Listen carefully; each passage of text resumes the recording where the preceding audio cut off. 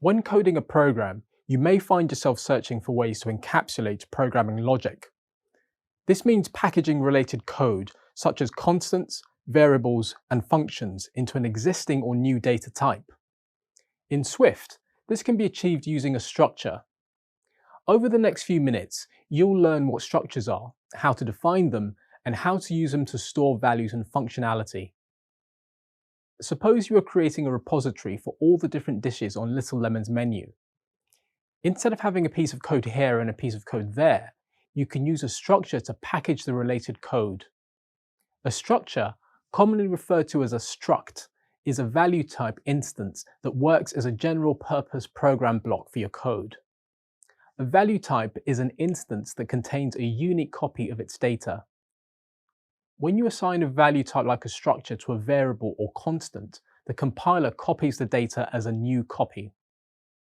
There will be no linkage between the new instance and the original. This is useful when you don't want changes made to a single instance to affect another. To understand how you can encapsulate your code with a struct, let's first review what a struct comprises of. Generally, structs contain properties, methods, and initializer methods. Properties are the constants and variables declared inside a struct, while methods refer to its functions. Initializer methods create a struct instance and can be used to set the initial property values. Some structs may contain only properties or only methods or a combination of both. Let's explore the syntax before moving on to an example. To define a struct, you insert the struct keyword followed by an identifier and a pair of curly braces. Then, you specify the properties and methods that belong to the struct inside the curly braces. The code defined in the curly braces is called the struct definition. Next, let's explore an example of how to define a struct for Little Lemon's menu item repository. First, insert the keyword struct followed by the name menu item. Then, insert the struct definition, add two properties, a name constant of type string, and a price variable of type double. If you wish to add functionality to a struct, you can define a method inside the struct definition. For example, you can create a method called getInformation with a string return type. Then inside the method body, return a string interpolation of the name property and the price property. Great, the method has been defined. What now? To use the struct, you use an initializer method to create a struct instance. Every struct comes with an auto-generated initializer called a memberwise initializer. The memberwise initializer helps set the initial values in a struct instance. Let's explore an example. First, let's define a constant in the new struct instance. To use the memberwise initializer, type the name of the struct followed by an open parenthesis. Xcode will suggest an autocomplete of the memberwise initializer. You can use the autocomplete or type out the parameters. At this point, you can pass the super spaghetti for the name parameter and 17.99 for the price parameter. Now, the super spaghetti constant contains a new struct instance with its own custom property values assigned to it. You can also create a custom initializer method. Suppose you want to order the parameters in the order of importance for intuitiveness. You can use a custom initializer method. Another common custom initializer method use case is to provide default parameter values. With parameter values, you can create a structure instance without needing to explicitly provide an initial value for every property.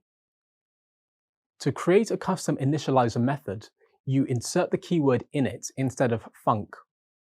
Then you insert the method parameters in the order that you want.